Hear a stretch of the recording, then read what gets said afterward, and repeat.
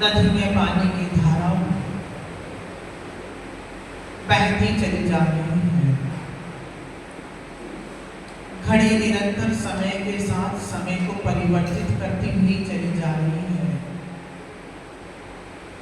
ठीक उसी प्रकार से निरंतर जीव भी अपने परिवर्तन, अपने परिणामों के माध्यम से अपने जीवन की शैली को भी परिवर्तित किया जा रहा है। आचार्य भगवत हमेशा कहा करते थे कि नदी, जो नदी इस समय पानी को देने वाली होगी वो पानी बिल्कुल मटमैला होगा, क्योंकि इस समय जो पानी आ रहा है वो नदियों में जो पानी आ रहा है वो झरनों से बह करके आ रहा है, और उस पानी के साथ में निर्मल पानी नहीं आ रहा, अभी तो पानी के साथ निरंतर क्या आ रही है, धूल आ रही है, मिट्टी बहती हुई आ रही है। आप जाना भी गंगा को देखते हैं।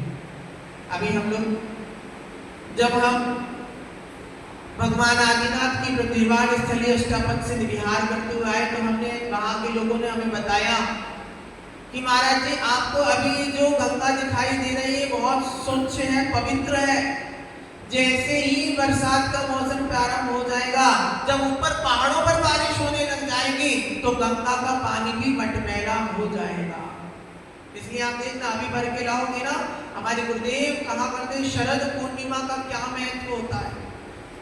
आप लोगों ने कहा बड़ी पूर्णिमा हुआ करते, लेकिन आचार्य भगवान कहते सावन में आषाढ़ से लेकर के जब तक शरद पूर्णिमा नहीं आती तब तक नदियों का पानी मटमैला बना रहता है, और जैसे ही शरद पूर्णिमा पूरी हो जाए उसके बाद पानी स्वयं निर्मल होना प्रारंभ हो जाता है, स्वच्छ होना प्रारंभ हो जाता है। ये सब पुराने लोगों की कई कई बातें हैं और वास्तविकता में सत्य है, क्योंकि उन्होंने जो ज्ञान प्राप्त किया था वो ज्ञान खाली किताबों का ज्ञान नहीं था, वो ज्ञान केवल मात्र बुक से माध्यम से प्राप्त नहीं हो गया था, बल्कि उन्होंने प्रैक्टिकल को और अपने अनुभव से माध्यम से जिस ज्ञान को प्राप्त किया था उस ज्ञान का ये कारण है कि जिन चीजों को हम समझ नहीं पाते थे आज से पुराने लोग उन्हीं चीजों के माध्यम से अपने जीवन की शैली को जी लिया करते थे।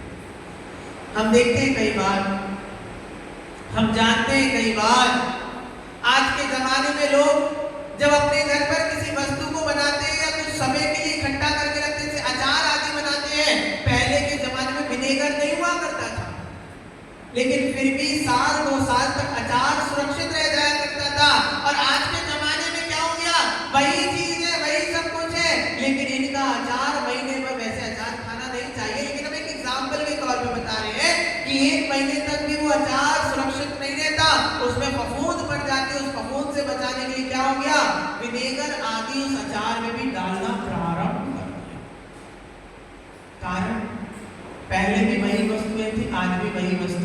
लेकिन वस्तुओं को बनाने का, वस्तुओं को कथन करने का, वस्तुओं को देने का एक अनुभव हुआ करता था। और वो अनुभव ज्ञान गुरु महाराज हमेशा कहते थे, याद रखना किताबी ज्ञान किताब तक पहुंचा सकता है, लेकिन अनुभव का ज्ञान भगवान बना सकता है। किताबों से कोई भी, मैंने हमेशा एक बात कहता हूँ, आपके पास दो प्रकार के एग्जाम होते हैं, आप कॉलेज में जाते हैं, दो प्रकार के एग्जाम होते हैं, एक प्रैक्टिकल एग्जाम हुआ करता है, एक थ्योरी एग्जाम हुआ करता है, वो शब्द और दोनों एग्जाम लोगों को देने आवश्यक होते हैं। और मैंने अपने करने में कॉलेज में समय बढ़ने के बाद जाना था कि जो थ्योरी होती है, उस थ्योरी में कभी भी किसी चीज को 100% मार्क्स नहीं मिलते, कहीं ना कहीं गलती निकल जाया करती है, कहीं ना कहीं टीचर्स मार्क्स काट दिया करते हैं, कहीं ना कहीं लेक्चरर मार्क्स को कम कर दिया करते, क्योंकि थ्योरी में वो कभी किसी को 100% मार्क्स नहीं देते, कहीं राइटिंग के काट लेंगे, कहीं एक डिक्शन के काट लेंगे, कुछ ना कुछ गलती का मार्क्स कर लेते, काट लेते हैं। लेकिन प्रैक्टिकल एक ऐसा सब्जेक्ट हुआ करता है, प्रैक्टिकल एक ऐसा विषय हुआ करता है जहां पर आचार्य भगवत कहते हैं वहां 100% मार्क्स मिला करते हैं, क्योंकि वहां लिखना नहीं पड़ता, वहां अनुभव से कार्य को करना पड़ता है। और आचार्य भगवत कह रहे हैं, जिस व्यक्ति के पास अनुभव होगा उसको भगवान बनने से कोई रोक नहीं सकता है। यानी आत्मा नदी में अपनी धारा के साथ निरंतर गतिशील रह रही है, ये घड़ी भी अपने नाम के साथ में समय के साथ निरंतर गतिशील होती चली जा रही है। और आचार्य भगवत कह रहे गति भी बह रही है, गति भी बहती चली जा रही है। उसी प्रकार से संसार में रहने वाले जितने भी जीव हैं, इनके परिणाम भी निरंतर ऊपर और नीचे गतिमान होते चले जा रहे हैं। और होना भी स्वाभाविक बात है, क्योंकि संगति का असर हमारे जीवन में बहुत बड़ा पड़ता है। गुरु भगवत कहते थे संगति का असर हमारे जीवन में इतना बड़ा करता है, यदि संगति अच्छी होगी तो आप एक अच्छे इंसान बन सकते हो, और यदि संगति खराब होगी तो आपको शैतान बनने से कोई रोकने वाला नहीं है। आप किसी भी व्यक्ति, किसी भी पापी के पास चले जाना, किसी भी चोरी करने वाले व्यक्ति के पास चले जाना, आपको वो जो ज्ञान देने वाले हैं ना, वो हमेशा चोरी की बात बताएगा, वो चोरी किस प्रकार से कर ली जाए यही बताएगा। ये सीए करते क्या है, जो भी बोल भाई को राज भैया, सीए करते क्या है? क्योंकि इन्होंने अपने जीवन में अक्सर दुनिया तो पढ़ती है ए के बाद बी और बी के बाद सी, लेकिन सीए पढ़ते क्या है? सी के बाद ए। दुनिया ए बी सी डी पढ़ती है, लेकिन ये सीए लोग क्या पढ़ते हैं? उल्टे अक्षर पढ़ा करते हैं। और जितनी हेरा फेरी ये सीए करते हैं उतनी और कोई कर नहीं सकता। किसको 2 नंबर को 1 नंबर में कैसे लगाना है, बस आप माल देते चले जाओ, वो अपने आप करता चलाता है। आचार्य भगवत कहते इसकी भी विद्या आना आवश्यक है। और ये विद्या कैसे आती? याद रखना, सीए कई प्रकार के, वही सीए उसी कोचिंग में पढ़े हैं, और एक सीए क्या करता है 80,000 की नौकरी, लाख रुपए की नौकरी कर रहा है, और वही दूसरा सीए अपना ऑफिस खोल के बैठा है, वो साल का 25 से 50 साल का 80 लाख का ट्रांजेक्शन करता है, महीने का 80 लाख का ट्रांजेक्शन। ये सब किससे प्राप्त होता है? अनुभव के माध्यम से प्राप्त होता है। और उसी अनुभव के लिए आचार्य भगवत समय सार आचार्य भगवत बुद्ध स्वामी रहनसार ग्रंथ में आपको बताए गए कि जीवन में याद रखना, यदि किसी भी चीज की उत्पत्ति होती है तो उसकी नीचे यानी जीव में जो भरा हुआ है वही वस्तु उस व्यक्ति जीव की वो नींव ही उस इमारत की सबसे बड़ी शान हुआ करती है। यदि नींव अच्छी नहीं होगी तो इमारत भी अच्छी रहने वाली नहीं। कल भगवत ने हमको बताया था, बोध करवाया था कि किस प्रकार से मोक्ष का मूल यदि कोई वस्तु है तो वो क्या हुआ करता है? सम्यक दर्शन है। जब तक श्रद्धा अच्छा नहीं होगा, जब तक आस्था अच्छी नहीं होगी, जब तक विश्वास अच्छा नहीं होगा, तब तक सम्यक दर्शन की उत्पत्ति नहीं हुआ करती है। जैसे एक अबोध छोटा सा बालक बचपन से अपनी माँ को देखता है, वो निरंतर जब किसी दूसरे की गोदी में चला जाए तो रोने लग जाता है, लेकिन जैसे ही माँ की गोदी में जाता है तो बच्चा बिना चुप कराए चुप हो जाता है। उसका श्रद्धा है माँ के प्रति, उसकी आस्था है माँ के प्रति, उसका विश्वास है कि ये मेरी माँ है और ये मुझे अपने कलेजे से लगा के रखेगी, ये मेरा ध्यान रखेगी। इसलिए हर किसी की गोदी में जाकर के वो चुप रोने लगता है, लेकिन माँ की गोदी जैसे मिलता हो, कितना भी रो रहा होगा, वो बच्चा शांत हो जाता है। क्यों? क्योंकि वो नींव से जुड़ा है, अंतरंग की भावनाओं से जुड़ा हुआ है। और इतना ही क्या कहते, यदि जब बेटा गर्भ में होता है तो माँ को कह दिया जाता है, इंस्ट्रक्शन दे दिए जाते हैं, ऐसा मत खाना, ऐसे तेज तेज मत चलना, ऐसे बार उठना बैठना नहीं करना, क्योंकि किसका असर किस पर पड़ेगा, आने वाली संतान पे पड़ता चला जाएगा। इसलिए गुरु भगवत हमारे कहते हैं, बुंदेलखंड में कहावत करते हैं, जाके जाके जैसे नदियां नारे, ताके तैसे भड़का, और जाके जैसे बाप मताई, ताके तैसे लड़का। समझ में आया कि नहीं आया? नहीं आया तो समझा दे। आचार्य भगवत कह रहे हैं, बोले कि जाके जैसे नदियां नारे और ताके तैसे भड़का, कि यदि कोई नदी गंदी जा रही होगी तो उस नदी का जो गड्ढा होगा, जो नदी में पानी भरता होगा, वहां भी गंदा पानी बढ़ने लगेगा। ताके जैसे नदियां नारे, यदि मीठा पानी होगा तो मीठा पानी गड्ढे में भरेगा, खारा पानी होगा तो खारा पानी भरेगा, गंदा पानी होगा तो गंदा पानी भरेगा, और निर्मल पानी होगा तो गड्ढे में भी निर्मल पानी बढ़ने लगेगा। जाके जैसे नदियां नारे, ताके तैसे भरका, भरका का मतलब गड्ढे, बाल्टियां, या जहां पर आप स्टोर कर रहे हो, और जाके जैसे बाप मताई, जिसके जैसे माता पिता होंगे ना, उनके बच्चे भी वैसे ही संस्कारित होते चले जाएंगे।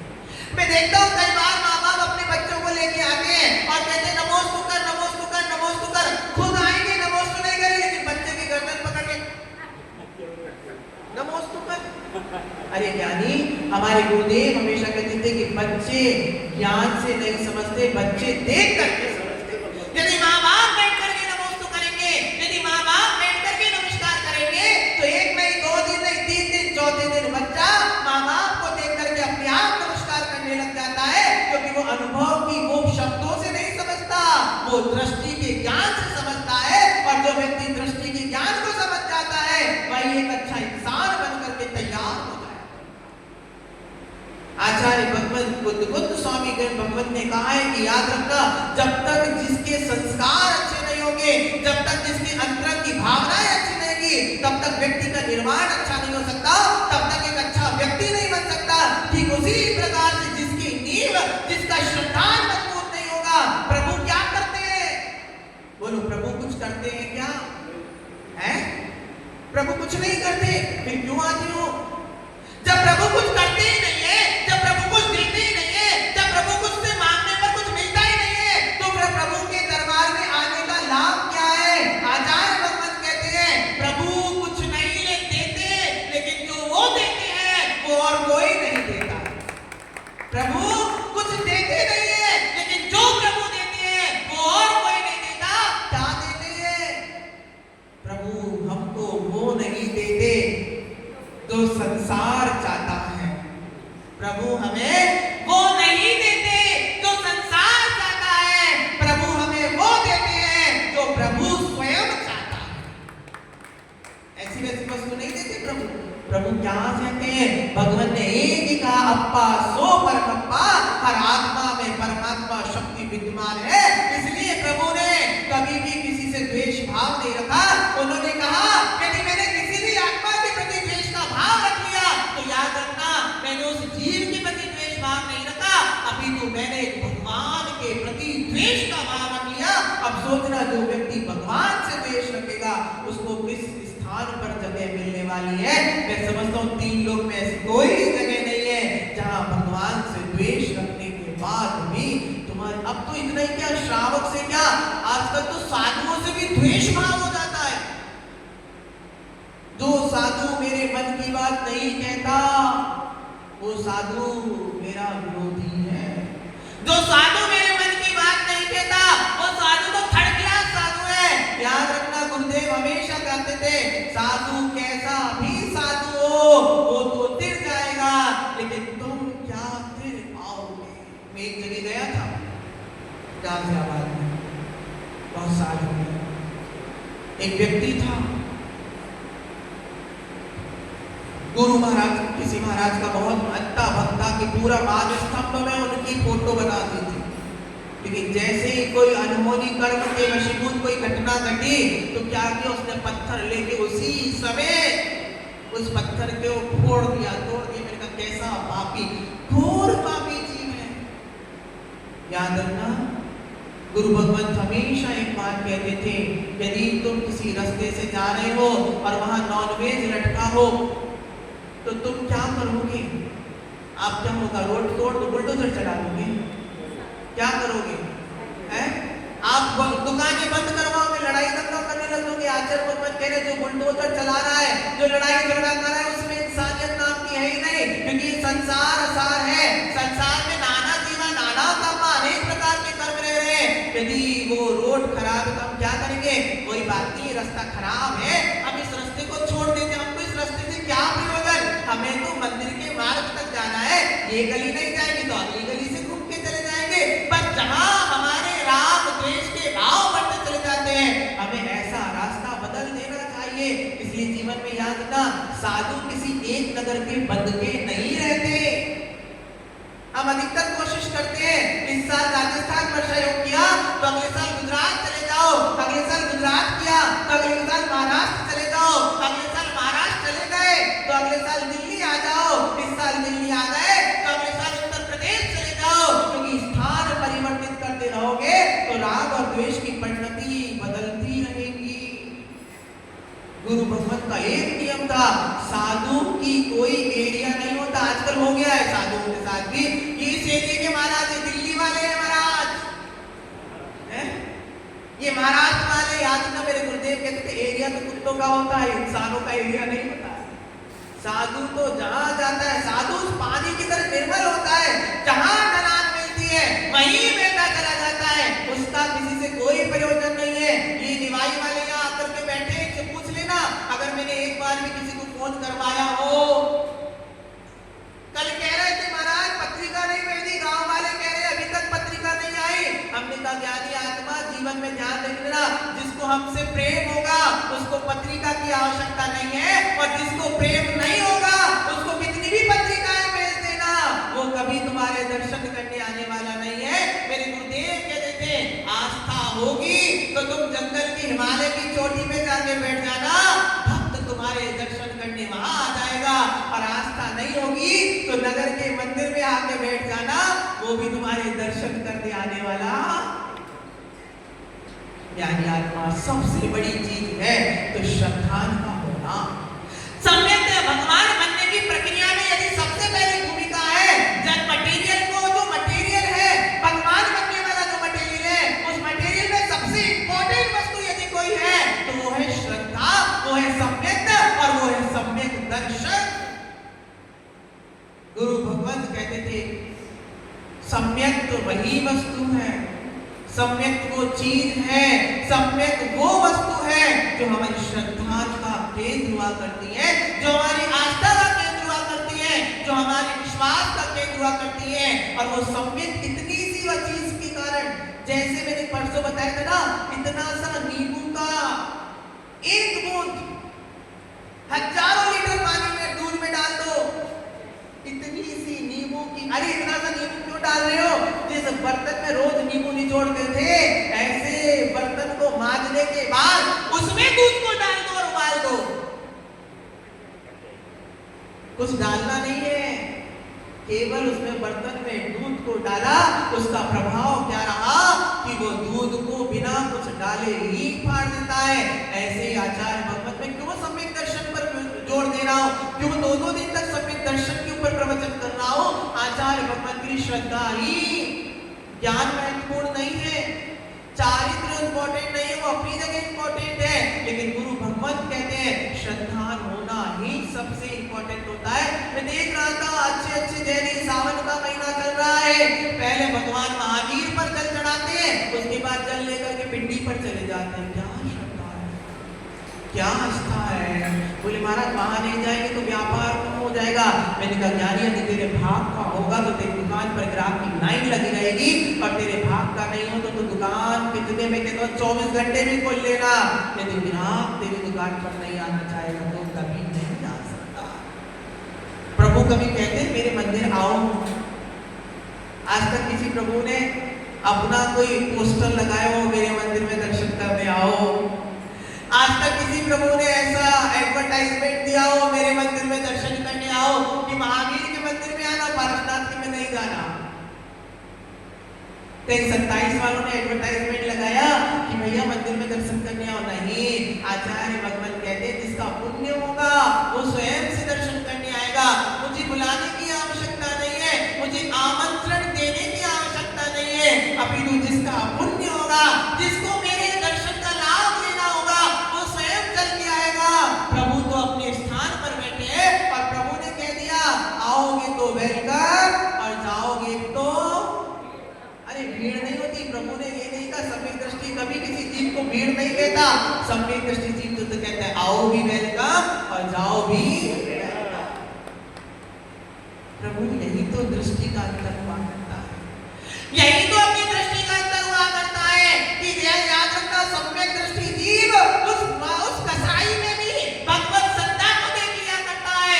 सम्यक दृष्टि जीव उस गंदे जीव के अंदर भी, उस सिंह में भी भगवत सत्ता को देख लिया करता है। और मिथ्या दृष्टि जीव भगवान में भी दोषारोपण करने लगाया करता है।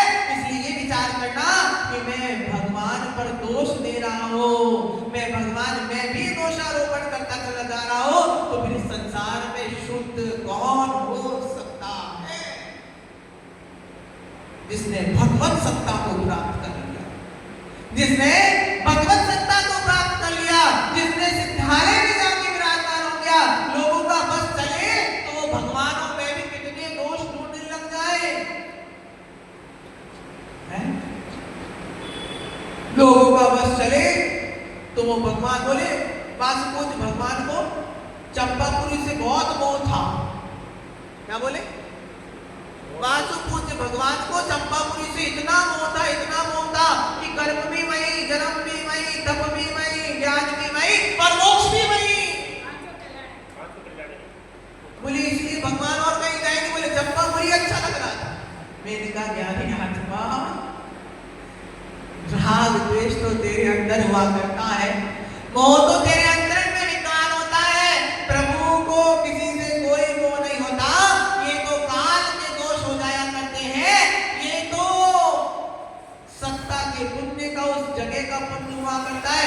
देखो हाथ में 50 वालों ने भी चातुर्मास के लिए मारे थे, 27 वालों ने भी मारे थे, लेकिन जब हार गए थे तो ज्ञान हुआ कि मुनिराज आ रहे हैं।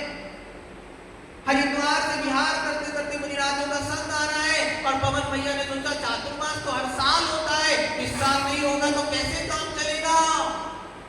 जैसे ही पता लगा और पहुंच गए मुनिराजों के संग में। अब पुण्य तो कितने लोगों में, नवीन शादरा वालों ने मुझे श्रीफल कहाँ चढ़ा, कविनगर में आके श्रीफल चढ़ा गए थे।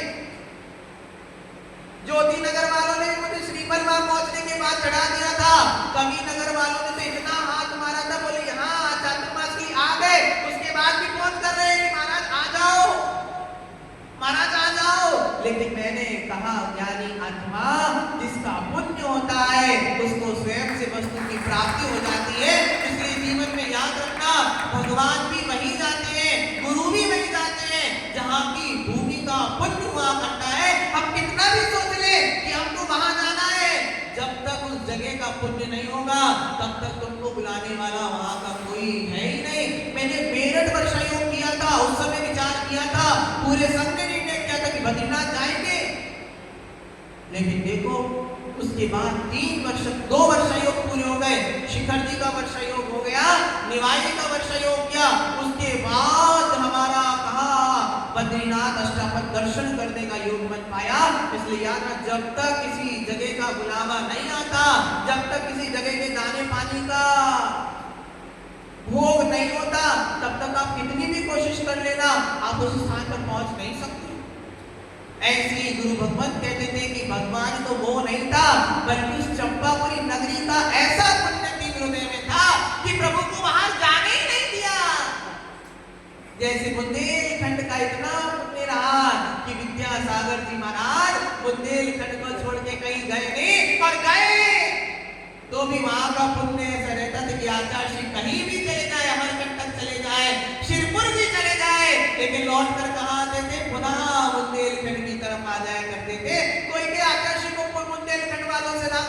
अरे राग नहीं था, वहां का पुण्य ऐसा था, इसलिए गुरु भी वही कदम बढ़ाते चले जाते। इसलिए भगवत आत्मा प्रभु में दोषारोपण मत करना।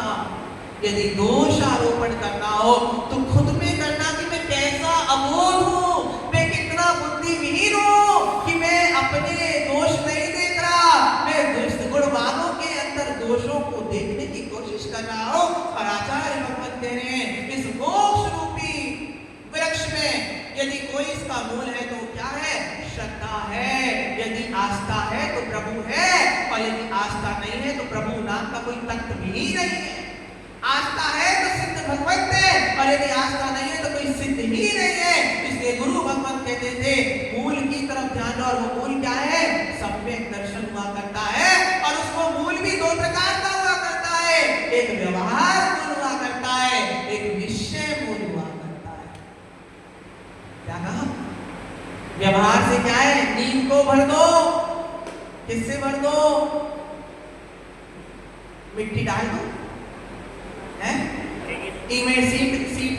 ईंट लगा दो, पत्थर लगा दो। गुरु भगवान कहते ईंट, बजरी, सीमेंट, रेती, ये जितना भी है ये सब व्यवहार है। निश्चय क्या है? जो मजबूत पत्थर लगाए जाएंगे वही निश्चय। टिकता किस पर है?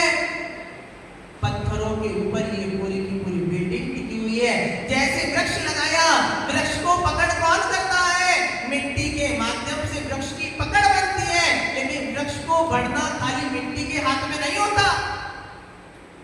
आम का पेड़ लगाना खाली मिट्टी उसकी पकड़ को बनाए रखेगा। ऐसे व्यवहार सम्यक दर्शन क्या है? उस पकड़ को बनाया हुआ है। और निश्चय सम्यक दर्शन क्या है? उसके अंदर खाद है, जिसके कारण वृक्ष फलीभूत हो रहा है, अपने जीवन में फलों को देता चला जा रहा है। आचार्य भगवान कहते मिट्टी की भी उपयोगिता है और खाद की भी उपयोगिता है। बिना खाद के मिट्टी उर्वरा शक्ति को नहीं दे सकती, और खाली खाद ही खाद वृक्ष की पकड़ को बनाए नहीं रखती। इसलिए दोनों की उपयोगिता अपने जीवन में हुआ करती है। आचार्य भगवान कहते हैं वो डंडा हुआ करता है, वो लकड़ी जो व्यवहार से तो क्या है? वो बांसुरी का काम करती है, लोगों को मनमोहित कर लिया करती है, लेकिन निश्चय से वो डंडा बन जाती है। जब कुछ गलत करता है तो कर्म के डंडे के रूप में वो तुझे फल दे दिया करती है। इसलिए याद ना, खाली बांसुरी पर मोहित मत हो जाना कि लकड़ी हमेशा बांसुरी ही बनेगी, लकड़ी हमेशा बांसुरी की बीन ही बजाएगी। याद रखना, जब जब उपयोगिता बीन की पड़ेगी, सुनने की पड़ेगी, उस समय व्यवहार सम्यक दर्शन बांसुरी बन के तुमको मोहित करेगा। और जिस समय तुमने कोई कर्म कर दिया, कुछ गलत कर दिया, उसे उस समय कर्म का डंडा बन के तुम्हारे ऊपर डाल दिया जाएगा।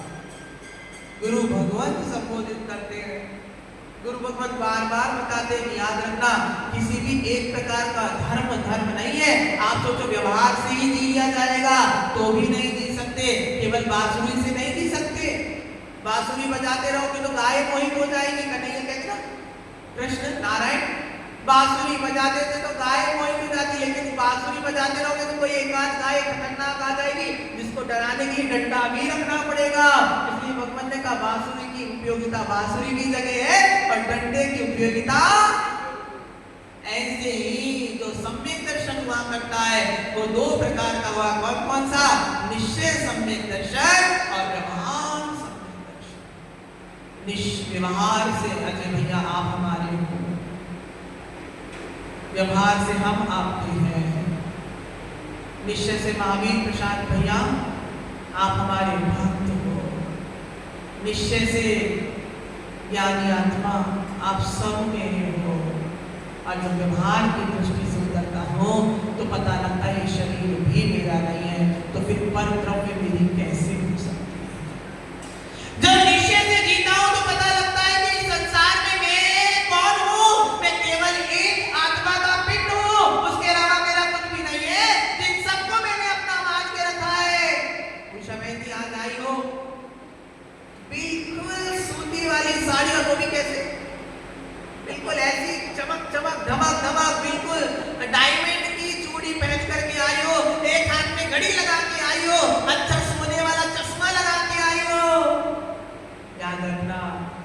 ये सब बहन जी आपकी व्यवहार पहचान है, ये सब आपकी व्यवहार की चीजें हैं। लेकिन आचार्य भगवान कह रहे हैं कि व्यवहार में मत अटक जाना।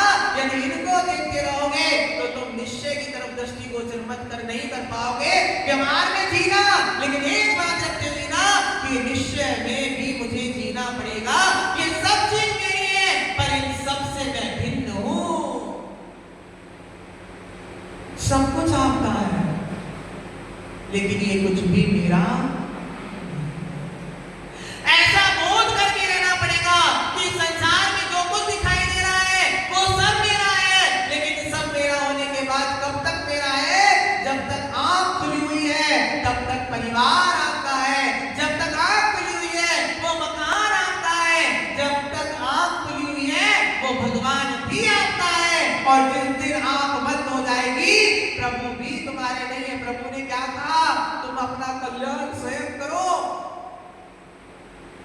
प्रभु ने कह दिया कि जब प्रभु बनना हो तो पंच परमेष्टि का भी आधार नहीं लेना पड़ेगा, वो भी तुम्हारे मोक्ष में पंडित जी बाधा देगा। यक्ष मोक्षे भी आकांक्षा, स्वरूप संबोधन करते में कह रहे हैं कि यदि मोक्ष की आकांक्षा है तो मोक्ष की अभिलाषा को भी छोड़ना पड़ेगा, वरना मोक्ष की प्राप्ति होने वाली नहीं है। क्योंकि मोक्ष मांगने की वस्तु नहीं है, मोक्ष आधार रखने की वस्तु नहीं है, वो तो स्वयं से प्रकट होने की वस्तु है। जैसे गर्भ में यदि जीव आ गया तो वो स्वयं से प्रकट होगा ही होगा। खेत में बीज बो दिया गया तो अंकुरण होगा ही होगा। ऐसे ही यदि आत्मचिंतन बन गया, आत्मचिंतन को धारण कर लिया और ज्ञान की श्रृंखला में बैठ गया तो नियम से परमात्मा बनेगा, नियम से मोक्ष मिलेगा ही मिलेगा। फिर मांगने की कोई अभिलाषा नहीं करना पड़ेगा। इसलिए मूल को समझो। मूल क्या है? आपका सम्यक है। और जब तक मूल नहीं होगा ना व्यवहार में जी पाओगे, ना निश्चय में उतर पाओगे। संसार में रहना है तो व्यवहार से जीना पड़ेगा। आपको निश्चय, हट तू मेरा नहीं है, हट ये मंदिर मेरा नहीं है, हट मैं किसी की नहीं सुनता। बच्चा कहे मेरे माँ बाप, मैं तो खुद भगवान हूँ, निश्चय से जान रहा हूँ, ये माँ बाप कौन, चलो आज से हटो। नहीं जानिए, आचार्य भगवान कह रहे यदि निश्चय में रहेगा तो तू मिथ्या दृष्टि कहलाएगा, और केवल व्यवहार में जिएगा तो भी तू मिथ्या दृष्टि चलेगा। जैसे तराजू के दो पलड़े होते हैं, वो जब तक बराबर रहते हैं तब तक हर व्यक्ति को लगता है ये तराजू ठीक है। क्यों? बनिए हो ना, तराजू का काम किया ही होगा। कोई भी ग्राहक आता तो पहले कहाँ देखता है तराजू के दोनों पलड़े बराबर हैं कि ये ऊंचा नीचा हो रहा है। यदि ऊंचा नीचा हो रहा है तो क्या कहते हैं? बराबर कर, अंटी मार रखी है तूने, इसमें ताड़ी मार रखी है, सही कर। यदि खरीदना है तो क्या कहते हो? बराबर लेकर के आओ। ऐसे भगवंत संज्ञा कह रही है, ऐसे ही प्रभु बताते चले जा रहे हैं कि जैसे तराजू के दोनों पन्ने बराबर होंगे तो खरीदार खरीदारी करने आएगा। ऐसे ही जब आपके सम्यक दर्शन का व्यवहार और निश्चय, जहाँ व्यवहार की आवश्यकता हो वहाँ व्यवहार के साथ जीना, और जब निश्चय की आवश्यकता लगे तो निश्चय का आधार लेते हुए जब जियोगे तो आपको भगवान बनने से कोई भी रोकने वाला नहीं है। यानी आत्मा प्रभु हमेशा एक ही बात कहते हमको चले आए कि जीवन को जीना है तो खाली एक दौर एक पैर से कभी भी लक्ष्य को निर्धारित नहीं किया जा सकता। एक पैर से कभी भी अपने लक्ष्य को नापा नहीं जा सकता। यदि लक्ष्य को नापना है तो अपने दोनों कदमों का उपयोग करना पड़ेगा, अपने दोनों पैरों का उपयोग करना पड़ेगा। ऐसे ही सम्यक दर्शन प्राप्त करना है या सम्यक दृष्टि होना है तो उसके लिए व्यवहार धर्म को भी समझना पड़ेगा और निश्चय धर्म को भी समझना पड़ेगा। व्यवहार धर्म हमसे कहता है कि संसार में जितनी भी जीवात्मा है वो सब मेरे जैसी आत्मा है, और निश्चय धर्म कहता है कि मैं स्वयं भगवान आत्मा हूँ, मुझे पर का किसी का भी अवलंबन लेने की आवश्यकता नहीं हो। लोग कहते जो मैं हूँ, जो तू है वो मैं हूँ भगवान, अंतर ऊपरी यही जान। पूजा में पढ़ते हो, जयमाला में पढ़ते हो, ज्ञानी आत्मा कभी नहीं पढ़ना। भगवान को आप दोष करो, जो तू है वो मैं हूँ, फिर काय पूजा कर रहे हो? क्या मतलब? तो ये आचार्य भगवान कहते हैं ये पंक्ति सामायिक में चिंतन करने की है, ये पंक्ति ध्यान में चिंतन करने की है कि हे भगवान मुझमें भी वही शक्ति विद्यमान है। जिस समय तीव्र कर्म का उदय आए उस समय चिंतन करना कि प्रभु पे भी कष्ट आए, मुझ पे भी कष्ट आए, पर मैं तो भगवान हूँ, मैं भगवत आत्मा हूँ, ये मेरा कुछ भी नहीं बिगाड़ सकते। पूजा में तो क्या होना चाहिए? गुणानुवाद होना चाहिए। पूजा में तो श्रद्धा होनी चाहिए। पूजा की पंक्तियों में ऐसे शब्द होने चाहिए जो मुझे तुच्छ बनाए और प्रभु को उच्च बनाए। और जब ध्यान करो तो प्रभु भी के समान मेरे को जो बताए वो निश्चय धर्म हुआ करता है। इसलिए व्यवहार धर्म में यदि देखा जाए तो पिता पुत्र के लिए पूजनीय हुआ करता है? पिता पुत्र के लिए पूजनीय हुआ करता है। व्यवहार धर्म को देखा जाए तो माता पुत्र के लिए पूजनीय हुआ करते हैं, अपने से बड़े लोग उनके लिए सम्माननीय हुआ करते हैं। ये व्यवहार धर्म हुआ करता है। और जब निश्चय धर्म को समझा जाता है तो सभी में एक जैसी प्रभुता, सभी में एक जैसी शक्ति दिखाई देने लग जाती है। ये व्यवहार और सम्यक निश्चय की बात हुआ करती है। जो व्यक्ति व्यवहार और निश्चय दोनों धर्मों को समझ लेता है फिर उसको किसी और को समझने की आवश्यकता नहीं पड़ती है, क्योंकि यही तो धर्म का मूल आधार है। और जिसने एक बार मूल आधार को समझ लिया फिर उसको बिल्डिंग, जिसको एक बार नक्शा समझ में आ जाए फिर उसको बिल्डिंग बनाने से कोई भी रोक सकता नहीं है। ऐसी भावना और आशा रखता हूँ कि आप भी दोनों प्रकार के धर्म को समझें, आप भी समझें और मैं भी समझूं और समझ करके अपनी अपनी अपनी इमारत को तैयार करें। कौन सी इमारत? सिद्धालय की इमारत की आज से ही तैयारी करें। इन्हीं पुनीत भावनाओं के साथ आज सब आप सबको खूब सारा मंगल आशीर्वाद। बाहर से हमारे